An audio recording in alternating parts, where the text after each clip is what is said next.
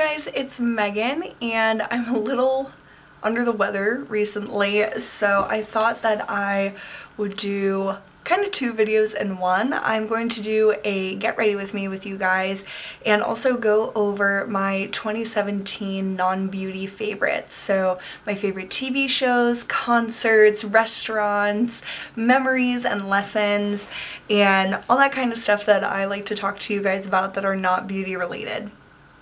So yeah, I thankfully don't have the flu. Michael had the flu all of this week. That poor guy, he had both flus this year. He had the kind that just like drains you the first time, and then I caught that from him. Then we got our flu shot, and then he got the type of flu that isn't covered by the flu shot. So go figure. But I think I just caught a cold, but I'm like drinking so many fluids, and I slept for 13 hours last night. So I definitely got a lot of rest, but somehow I still feel tired. But my skin has been so dry. It's been Boston weather here, and it's like we brought Boston home to Pennsylvania and New Jersey because it's just been absolutely freezing. So my skin is super dry. I've been using the Paula's Choice Skin Recovery Replenishing Moisturizer in the daytime, which I've never had to do before. And then my skin just looks so dry that I've been also using the Cover FX Illuminating Primer. So all the stuff I use will be linked down below, and I might mention some things here and there. But for the most part, we're just going to be chatting about entertainment stuff and different things that I've learned in 2017. So to start out, you guys know I love TV. Like, I'm obsessed with binge watching TV. I pretty much always have been. And so the TV shows that all of this stuff are things that I learned or like discovered this year. So the shows that I love the most that I watched for the very first time this year were Atlanta, which you can watch on Hulu, and it's on FX. I think the second season is coming out this year in 2018. So Atlanta is amazing. Donald Glover is so hilarious but so poignant too. He's a really, really great actor and writer. And another show I wanted to say as an honorable mention, but I just watched it, is Insecure by Issa Rae. She's amazing. Like, those shows and Master of None Season 2, which came out in 2017, those I would group all in the same, like, short, like 30-minute episodes, but they're hilarious. The main actor or actress is the writer and creator of the show, and they're just so smart, well written, and very topical, and they know how to like show stuff that happens in real life and show it in a really honest and realistic way. So Atlanta, Insecure, and Master of None Season 2 came out this year, but both seasons are amazing. I would say those are some of the standout shows for sure.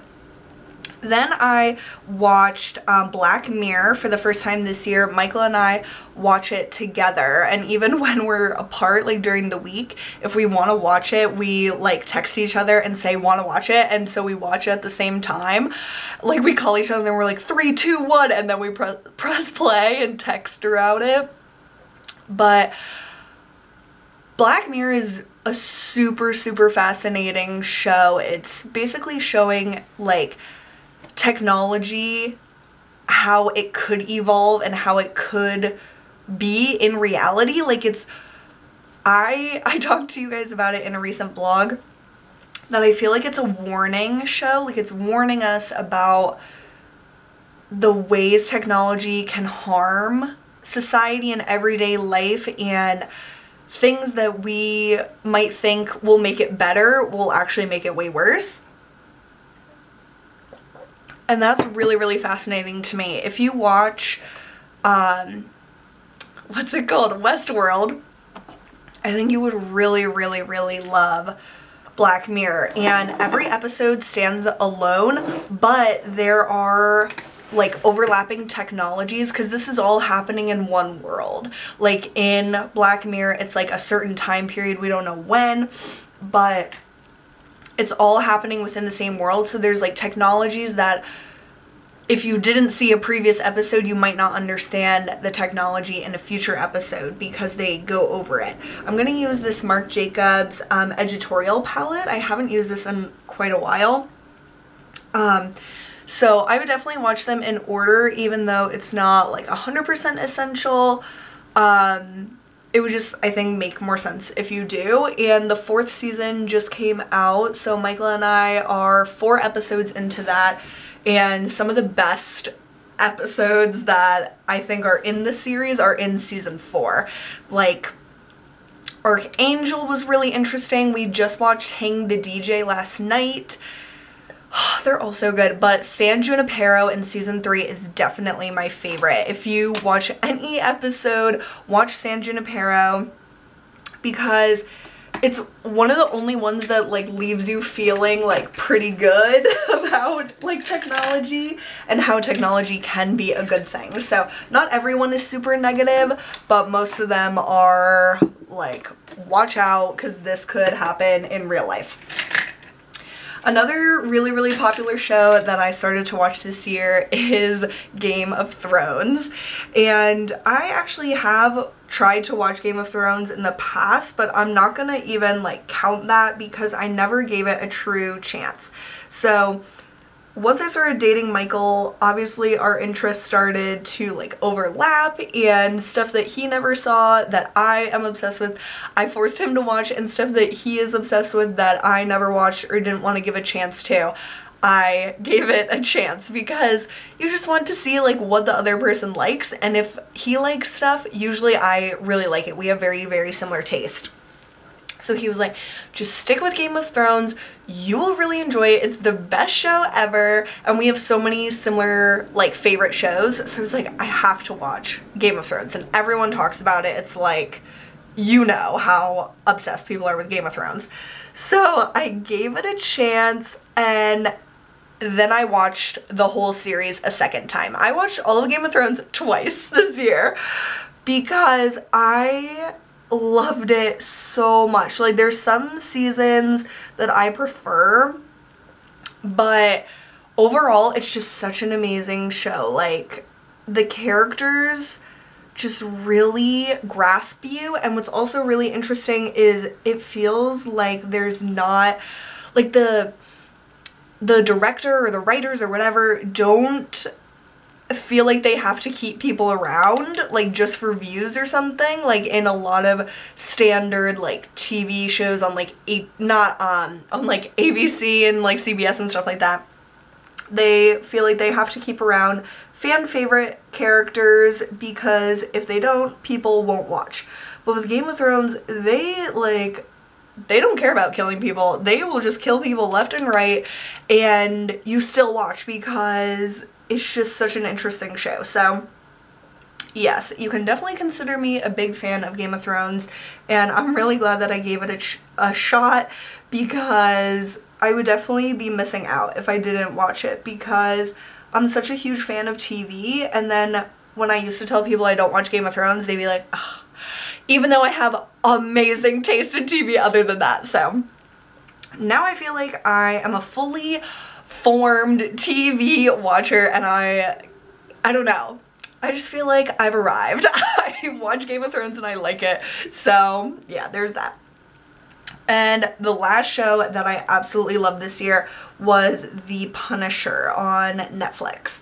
So that is one of the Marvel characters, the Punisher, played by Jon Bernthal. I'm obsessed with him, so I knew I was gonna watch that. But I really like all of the Marvel shows on Netflix, but this one, it wasn't even that it was Jon Bernthal that I loved it so much. It was just a different type of show. It wasn't like really superhero-y. It was like a drama, like a really high conflict, very intense drama, and it also deals with a lot of like army and like government stuff, which I find very interesting.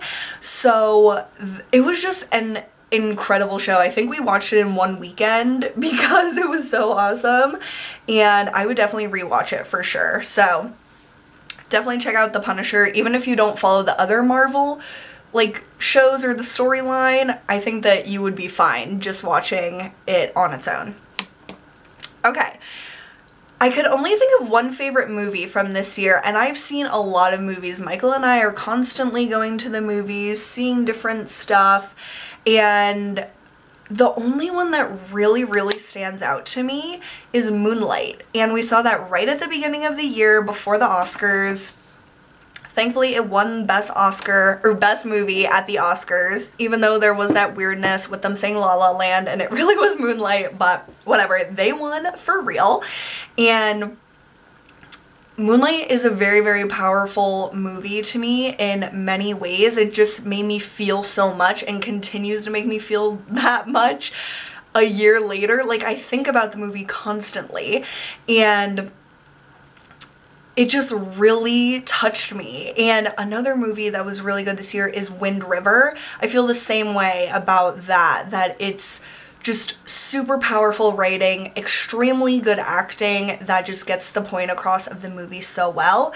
And I have become a bit of like a movie snob where I try to see all like the nominated movies and stuff, and I haven't been doing a very good job at it for this award season.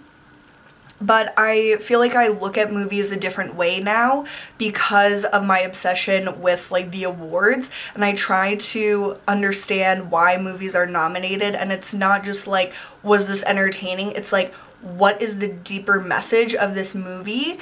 And I feel like I get so much more out of movies now. So Moonlight is fantastic. It deserves every recognition that it can get, and Wind River was also really awesome. Okay, moving on to music, which I also deeply love. This year I have two favorite albums. Like, the whole album is amazing of both of these artists. So the first one came out at the beginning, phlegm in my throat, the beginning of this year. Oh wait, I have to show you guys this before I get into that. Look how freaking cute this is. It's a little Gudetama makeup sponge. Do you know who this guy is? He's like a lazy egg. Is it still recording? Oh my god, my battery's about to die. Look at him though. My Aunt Gina is obsessed with Gudetama, and so she got me like hooked on him, and then I found us these sponges on like a K-beauty website, and I had to get them. Like, they're kind of stiff, but honestly it like does the trick, and I like that it has this little point. But Goody is just so cute. He's, they use like this face on a lot of different things, but mostly he's always on an egg. And he is just so sweet. Uncle Doug just texted me yesterday showing a picture of Aunt Gina opening like a plush doll of Gudetama. So yeah, Aunt Gina, I hope you're using your sponge, because definitely wet it. It makes it a lot easier to use. But I'll link this below if you're interested, you guys.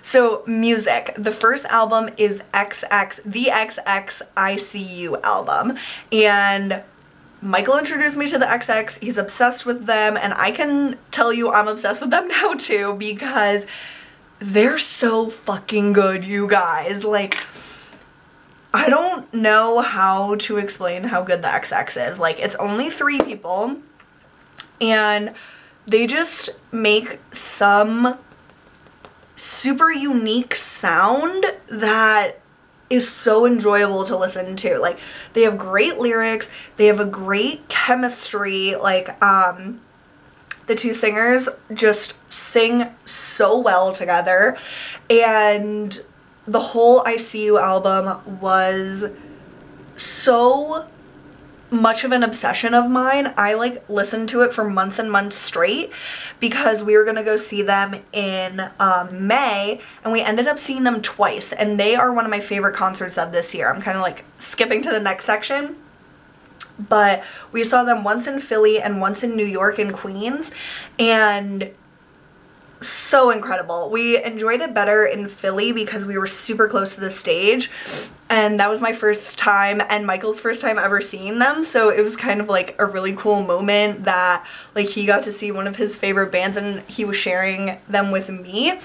And so it was just a really awesome album. They played pretty much every song from the album and a bunch of their old songs, which I then like studied a ton before the second show, and it was just so good. They are so good. I can't wait to see them again. I can't wait till they come out with more music. So if you've never listened to the XX, definitely check out their ICU album. They're like alternative, like, I don't even know how to explain them, you guys. They're just good. So go listen to them. And then my other favorite album of this year has to be Taylor Swift's Reputation album. And I know it just came out, but it's an album that I just can't stop playing. Like on repeat, it's just constantly on. And every single song I enjoy. And that's like what I use to classify if I love an album. Like, do I pretty much love every single song? Yes. And can I not stop listening to it? Yes. So that would definitely be a favorite album. But Taylor Swift's production is just always amazing, and her lyrics are always so fascinating, and it's just a really strong album. Like, I can't say enough good things about it, and I was definitely skeptical of it before it came out because of her singles were very unexpected, I guess. They were so like not what I was used to hearing from her, but I absolutely love every single song, especially Delicate, Dress, Ready for It, So It Goes, Don't Blame Me. God, they're all so good. And then an honorable mention will definitely be Khaled's album, American Teen. He is really, really good, you guys. And I know that he, like, his songs might be on the radio. I don't really listen to the radio. But his songs, like, most of his songs are probably not well known. But if you listen to his whole album, I think you would really, really love him. I love Young, Dumb, and Broke. That's like a popular song. Saved is incredible. Location is incredible. He is so talented for a very young artist. Like, he was in high school and Kylie Jenner just like Snapchatted something with his music in it and he just blew up. So that's kind of a really cool thing. Like, I'm not a follower of Kylie or the Kardashians or anything, but the power that they can have to make a really talented person super famous is very cool. So Khaled's album is awesome as well. Okay, let's see. Man, this battery just won't die. I love it. For concerts, definitely the XX. Like I said, we saw them twice. Coldplay was incredible. I can't wait to see them again. We were on the floor. It was Michael's like dream to see them on the floor, and this concert was so magical. Like, that would be my best word to describe it. Just like all the colors, all the best songs, and then they played at the B stage, which was literally like 5 rows behind us, and so we were so close to them. It was just such a well-produced, big, loud, fantastic concert and worth every single penny. We're back and ready to roll. My camera died. So the next concert that I absolutely loved this year was Lady Gaga. I've been able to see her previously, and literally any year that I get to see her, she is definitely in my top favorite concerts. She's just so spectacular. So, like, she puts her heart out there for the people who are there to see her, and I just feel so connected to her when I see her at concerts. Like, her concerts are the most personal that I've ever experienced, and even though she's such a huge star, I still feel like it's such like a one-on-one connection that she has with her fans, and it's not just like, I love you all, it's like, I love you and you and you. Like, it's so beautiful. She always reads a letter from one of the fans, like in the front row, like in the general admission. She like will read their letter that they wrote to her, and she will like meet them, like, and hug them. And this year at the concert that I saw, the guy's letter that she read, he said that Hair was his favorite song by her, and that it got him through really, really tough times in his life. And even though that song wasn't on her set list, she sang the chorus of Hair for him. And it was so beautiful. Like, I just can't get over her. I think she has such an amazing personality, and she's a really big inspiration to me as a person. So I love seeing Lady Gaga, and her concert was definitely amazing as always. And then my last favorite concert from this year was Imagine Dragons. They are my favorite band, and I've never been able to see them. I've seen so many artists, but I've never seen my favorite artist, which is like kind of hilarious.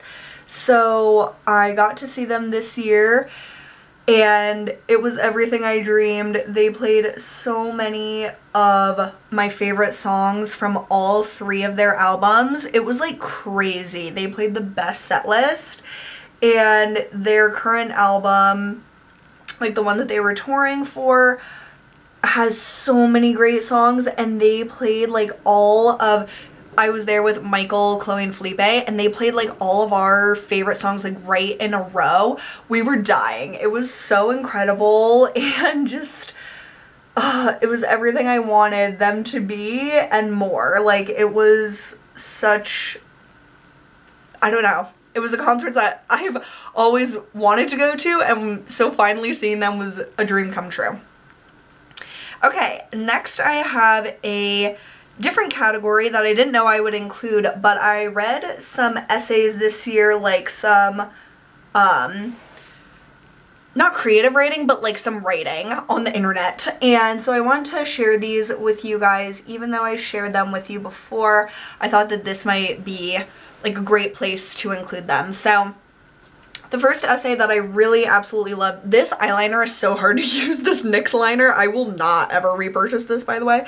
The first essay that I want to mention was on the Cup of Joe blog, and this was, oh my god, this essay is so beautiful. It's called Seeing My Body with Fresh Eyes by Ashley Ford.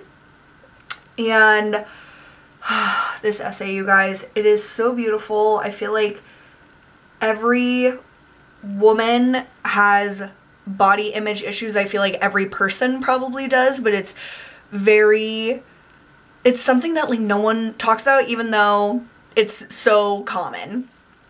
And this essay is about her struggle with being heavier than her boyfriend, and it is such a beautiful and powerful essay. And even if you're skinnier than your partner, or you don't have a partner, or whatever the case is, go read this essay. You will cry, you will feel so many things, but in the end you will feel so much stronger. And I am just so appreciative that Ashley wrote this essay. It is so beautiful and just really, really made an impact on me this year. And then the other essay, I'm sure won't come as a surprise to you if you follow my vlogs, but Cat Person in the New Yorker. That essay, OMG, it is so good. It deserves to be talked about all the time, all over the place. Like, a few of you guys commented saying that you read it and it really made you feel some sort of way. Like, it made you just feel, and it made you think and question your thoughts about sex and consent and communication. And I think it's a super, super, super important essay for everyone to read. And it's just fascinating. It is just fascinating, and I want more people to read it so we can have a bigger conversation about it, because I think, again, it's a topic that people are hooking up randomly with strangers all over the place, and we never talk about like boundaries and like what we owe another person, if we owe them anything when you're in a sexual relationship. It's just so good, you guys. Definitely go read both those essays, linking them down below. Okay, next category is restaurants. So this is something that I want to get more into sharing with you guys on my channel, and Michael has really encouraged me to do more about this because I'm so passionate about food and trying different restaurants and trying different types of food and cuisines and pushing myself out of my food comfort zone. But I've tried some really cool restaurants this year, and I have 3 like standouts that I want to share with you guys. So the first one is in like a very nearby town to me. It's called Top Cut in Center Valley, PA. So if you live like in the Lehigh Valley, you have to go to Top Cut. Michael took me there for Valentine's Day this year because I had talked about like how much I wanted to try it, and so he like surprised me by planning our Valentine's Day dinner there. And it's the best steak I've ever had, and we've been back there for our 1-year anniversary, and it's still the best steak I've ever had. It's just so delicious, and they're so kind and warm there, which is a very big deal to me. Like, I've been to fancier restaurants than this, and sometimes you just feel, especially like because we're younger, you feel kind of like out of place. But this restaurant is just so cozy, so inviting. They're just wonderful. And when we had our 1-year anniversary there, they brought us complimentary champagne and dessert. Like, it was crazy. So the food is amazing. The sides are all like family style. So if you go there, pick like 2 sides for you and whoever you're there with to split, and you will definitely have leftovers. We always do, and that's part of like the best part of it, because you get to have like 2 meals out of 1 meal. Does that make sense? Okay, then in Boston, definitely this restaurant like just spoke to me so much. Paparazzi in, I think it's considered the Back Bay where it is located. Paparazzi was so good, man. So it's like homemade Italian food. It was absolutely delicious. We enjoyed our meal there so much we didn't want to leave, so we had dessert there, and the dessert was just as delicious as the food. I got the lobster ravioli and Michael got the chicken parm, and we've had some very hit or miss experiences with chicken parm. We've had some delicious ones and then some disgusting ones, and this chicken parm was one of the top like 2 best that we've ever had. I think our #1 favorite was in Las Vegas at, what was it called? It was in the Mirage. There's a Italian restaurant, and that was probably our favorite. It was like rolled up. It was really cool. So that Paparazzi, if you're in Boston, definitely check them out. And then a restaurant that I really loved for the experience, like the food was really amazing, but the experience was just like otherworldly, was the Picasso in Las Vegas. That was the fanciest restaurant I've ever been to in my life. I felt so nervous there, like the opposite of how I feel at Top Cut. And it's so expensive. Like, it's the most ridiculously expensive meal. Oh my god, like it's like traumatizing how expensive it is. But we tried some of the coolest food there, and it's just like the experience to go there. If you're a foodie, you will absolutely love Picasso, but be prepared to spend like $200 a person for a meal, which is ridiculous. But it was something we really wanted to do, or I really wanted to do, and Michael is just so nice, and of course we split the bill. Okay, then my favorite food that I discovered this year were macaroons. I discovered these in Las Vegas as well because Michael was so shocked that I never had macaroons before, and he's obsessed with them. So we got them from, I think it was called like Jean-Philippe. Yeah. Ugh, that place. I will not go back there, but their macaroons are so good, and it introduced me to try macaroons in other places like Whole Foods. Whole Foods has macaroons. Super delicious, very accessible, and macaroons are just like these little pillows of happiness. Like, they're crunchy on the outside and soft on the inside, and they're just so satisfying. So macarons are definitely one of my favorite foods I discovered this year.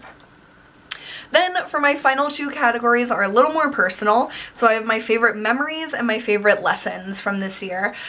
There's so many favorite memories that I have from 2017, and so many are like so specific that and like personal that I don't want to just like share them, but just in general, my conversations with Michael and getting so much closer to him over the year. We celebrated our 1-year anniversary in September, or I consider it September, but it's technically in November. But just like knowing how much closer we are now than of course we were a year ago is so wonderful to me, and he is such a special person in my life. So all the conversations we've had about random stuff, about our future, about our hopes and dreams, and the life that we're trying to build together is just, all of that combined is just my favorite. Our Las Vegas trip was one of my favorite memories of my life. I never thought I would like Las Vegas, and now I'm obsessed. So that's definitely a great memory, like something that really proved me wrong about like my idea of Las Vegas, about it just being a party town, but it's really whatever you want it to be. I never have felt more free than in Las Vegas. You can just be yourself and not give a fuck. It's amazing. So Las Vegas was just a really cool experience, and I cannot wait to go back. And my last favorite like specific memory is spending time with Rachel, and especially discovering that we love masking together. I got into masking this year because of Rachel, because when one time at King of Prussia we were at Sephora just like meandering around, and we got this awesome skincare set with all these masks, and we just started masking together, and it was such a great way for us to spend time together. And since she's away at school most of the time now, and I'm away so much, it became like a thing that I could really look forward to and be like, okay, when you're home we can mask, or we can do this, and I would get like different masks. That's why I went so crazy and bought so many masks, because I wanted to do that with her. And I've absolutely loved it. We've watched so much TV this year together. I keep saying this year, but in 2017, and 90210 is definitely our favorite. Just spending quality time with Rachel has been my absolute favorite thing this year, and something I know that we'll keep up in 2018, and hopefully tonight we'll do another mask together. But my last category are lessons that I learned this year, and I don't know if you guys can see, but over there on my one wall in my bedroom I have life lessons that I made those in college, and I really need to add to them because they're all lessons that I've learned, but I've learned so much more since then. So a lot of these go hand in hand with each other, but like my overarching theme is communicate, and I've really tried to push myself this year to communicate with Michael, with my family, with my wants and my needs as a partner and a friend, and at my job, and just really reminding myself that I'm the only one standing in the way of what I want, and people can't read your mind. They don't know what you're thinking, they don't know what you're feeling, and if you're not gonna speak up about it, nothing will change. So asking for what you want is something that I really push myself to learn this year and push myself to do this year, and I will really push myself to continue to do that. I am hoping in 2018 to have some life changes with my job, with where I'm living, and the only person that can make those changes is me. And so I'm really trying to push myself and keep myself motivated to stay positive, really try my hardest, not just think that things are gonna happen, but actually make them happen. And so asking for what I want and working for what I want is very important to me, and that is definitely a lesson that I learned, or I decided to learn this year. A switch went off in my head and I decided enough is enough, and going along with communication, I've really pushed myself to communicate so much more now than I ever have before. I've usually been a person that hasn't been able to explain how they're feeling, and I really push myself, especially with Michael, to explain how I'm feeling, positive and negative, because both are so important to share with your partner. Like if something is really great, you want to tell them how great that is and that they're a really positive part of your life. And if something is a little bit off, you need to explain that to them as well. And so learning to communicate in a way that gets to a solution is really important, and Michael he's just a great communicator and really wonderful at like getting to that solution. And so when I express a concern, he's always just thinking about how do we solve this, and that kind of quality in a partner is super incredible to me and something I really, really value in his personality and in our relationship. And then the other big lesson that I learned this year is that you have to be there. You have to be there for your friends, for your family. You have to be around people to get closer to people. And I'm a person that likes to be by myself and just don't bother me. Like I want to just recharge and have alone time. My camera keeps dying and it's absolutely exhausting me to keep pausing and charging the battery. So I'm just gonna do this final bit on my iPhone. So my last lesson is that you have to be there. You have to be there to get closer to people. You have to show up in order to learn more about people and to feel closer to them. Like, I just want to be by myself so much of the time, and I just shut myself off. And not that I say no to a lot of things, but I would rather be alone than with other people. And I've learned that I can't do that and be close to people, because if I'm not there, I'm not going to get close to them. And even if I would rather be alone, and sometimes you need that, at least if you have a personality like I do, I need alone time in order to just feel like myself. Like I can't just constantly go, go, go, even though I do that a lot. Choosing to be there for your friends, for your family, for your partner, for your partner's friends to get closer to them is so essential, and something that I didn't always prioritize. I pretty much never have prioritized that because I was like, those people will always be there. I'm close to them, but you know how like inside jokes come up? It's just like it happens in the moment, and you have to be there to be part of something. And I don't know how to explain it other than you have to be there. You have to be with people, and you're not going to get closer to people if you're not there. And it's really cool to make memories with people like that, even if you're just like sitting in your family room doing what feels like nothing. You're getting closer to each other, and I really want to continue to be that way and continue to get closer to the people that I already feel close to, and people that might be on like the outskirts that I want to be closer with or just have a stronger connection to. And so that was something I really learned this year that I never truly thought about before. So this video is super hella long. It was exhausting to do because I'm sick and my battery kept dying, but I just really appreciate you guys being here throughout 2017. My content has changed so much over the years, and especially this year I've really transitioned more into sharing my personal thoughts instead of just beauty stuff.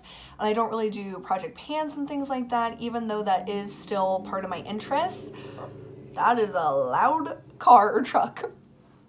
And I just appreciate you guys who have stuck with me throughout the changes on my channel, and I feel like I'm happier now than I ever have been with my channel, and it has nothing to do with numbers or view counts or whatever.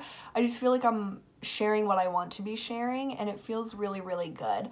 So thank you guys for caring about what I have to say and for sitting here through 40-minute long videos when you could be doing something else. I just really appreciate your time, and I hope that we have a lot more experiences together and memories shared in 2018. I don't have too many goals that I've thought of for 2018 other than new job and hopefully move out. Those are like my main two things. So yeah, thank you guys so much for being here. Happy 2018. If you guys have favorites of any of the topics that I discussed in this video or other things, please leave them in the comments below, and I will see you guys really soon. Bye.